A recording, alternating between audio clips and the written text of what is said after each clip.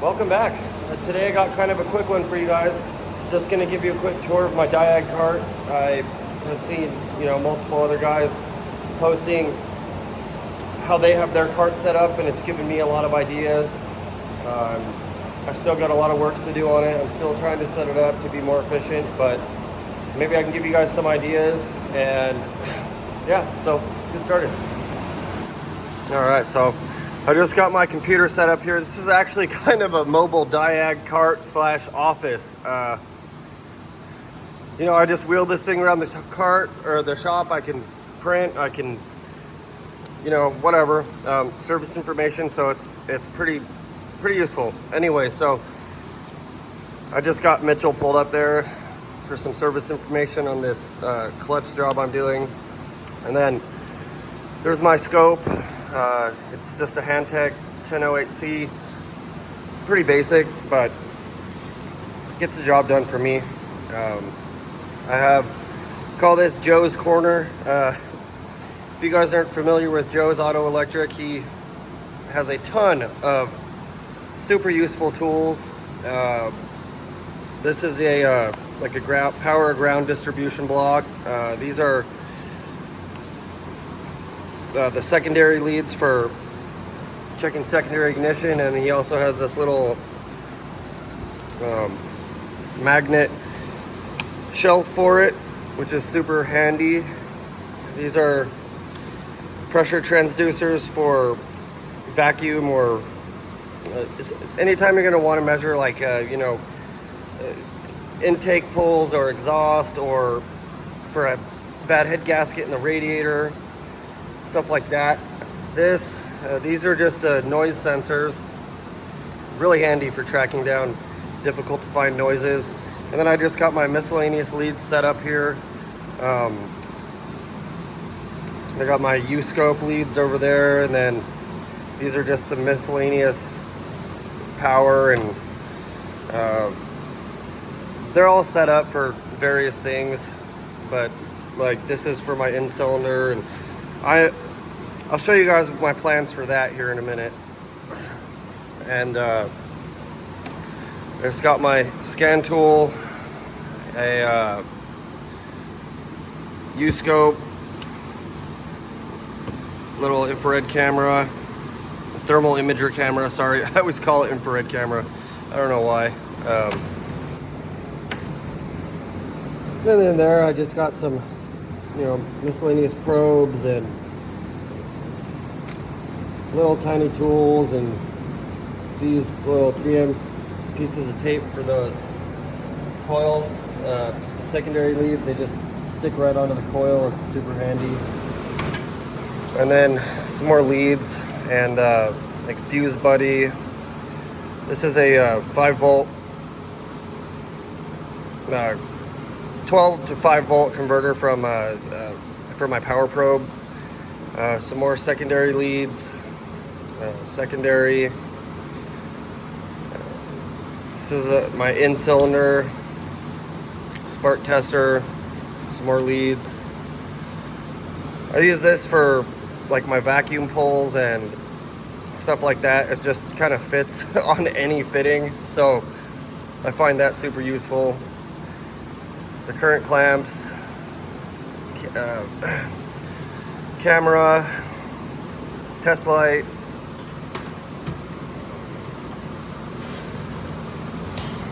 and then we got like an AC leak detector. Okay, short finder, I have brain fart there.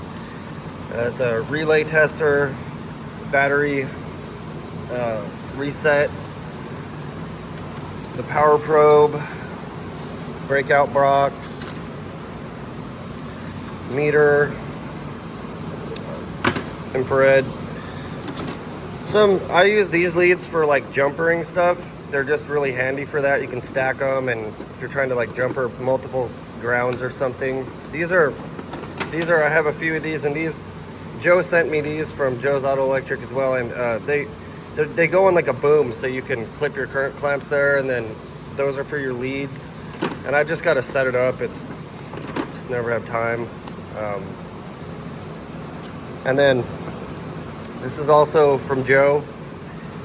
And this is variable voltage, so you can apply, you know, 0 to 30 volts to anything.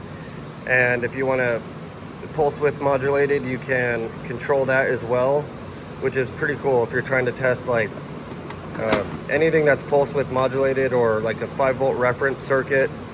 It's really handy because you can like you can set it to 5 volts, and then, you know, if you suspect maybe you know, there's something else going on in the circuit bringing it down, you can apply 5 volts steady, which is pretty nice. And then this is a 3-phase tester for like 3-phase fuel pumps. There's more and more of those out these days, so this is really handy because you can't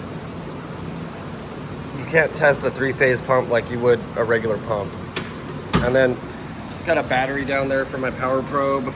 That's just a go box. I put my pressure sensors in there, and then it's a bunch of power probe leads, another go box. So there was something else. Oh, okay, yeah. And then so I just use my tablet for my scope lately because I can use my laptop, but the Handtech software is not great. It's not very user-friendly. This H-Scope software is phenomenal.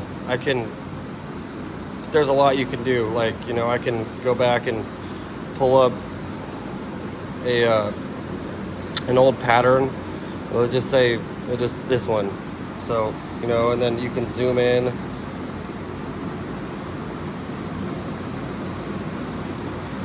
So this is just an intake pole, the RC and a sink, but it's just, this software is really nice. I mean, I can zoom in and see everything. I can even just make one channel bigger if I want to. I can scale them, and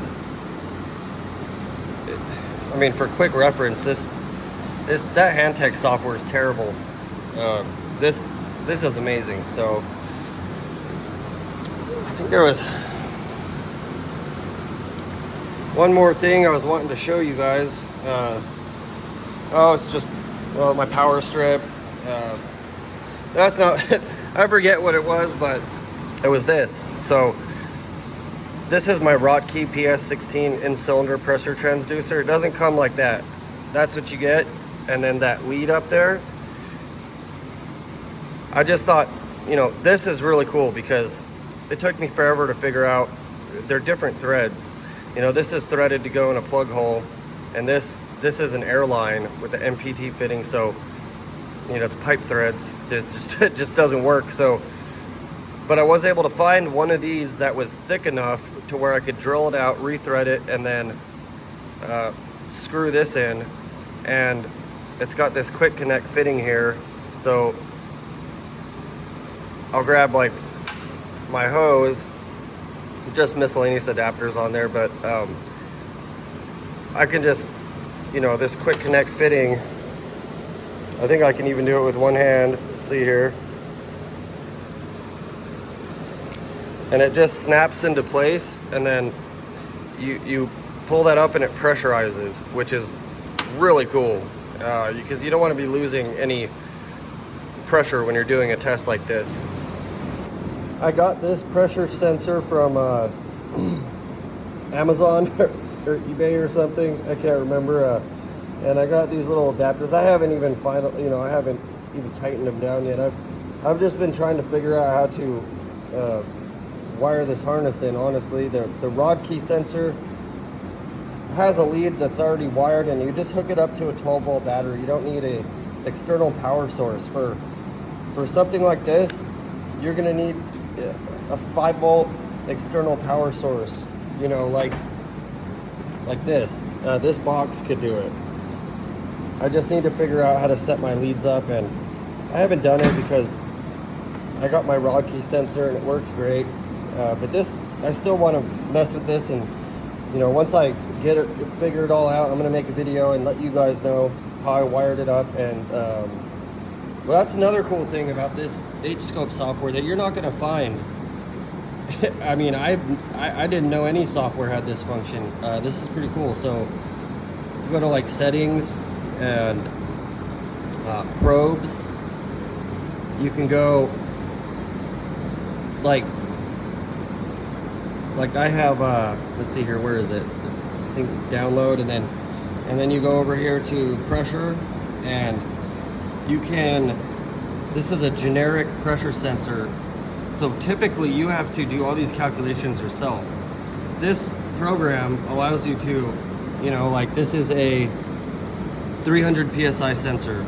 So I would just select that, and then it adds that to my selection on, you know, when I'm selecting my whatever lead I want. And then, you know, these are all different, like even with the rod key, you're supposed to need to, you have to convert it, and it's hard, but to be accurate, you know. But like here, that's the rod key PS16 sensor, and you just select it. Or, you know, if you're fancier than me and you're using like a, you know, the APT 100 or the WPS 500, those are on there too. So even like, yeah, so I'll show you what I mean by, so I just go back, and then when you're selecting your whatever lead, you know, I don't have the scope hooked up right now, so it's not going to let me, but right there you just press that, and then it, whatever preset leads you have, it'll put it for that channel. Of course, my trusty flashlights, and that's about it. Just going to show a couple other things you'll need for diagnostics. You know, I got the back pressure gauge, vacuum gauges, ghetto fuel pressure gauge. That other stuff won't fit in my diag cart, but then you're going to want a fuel pressure gauge set too. You've got to be able to measure fuel pressure. So I actually typically have this down there, but I was using it, and yeah, it's not super fancy. Nothing in there super expensive. I mean, like my scope is not very expensive. You know, my scan tools for me is pretty expensive, but they get the job done. And I don't know, maybe I'll give some guys some ideas out there. Maybe some of you other guys are like, oh, it's, you know, big dogs, gonna be hating, but gets the job done, and I'm happy so far. I'm slowly building my cart, and like I said, I've got a lot of ideas from different guys out there.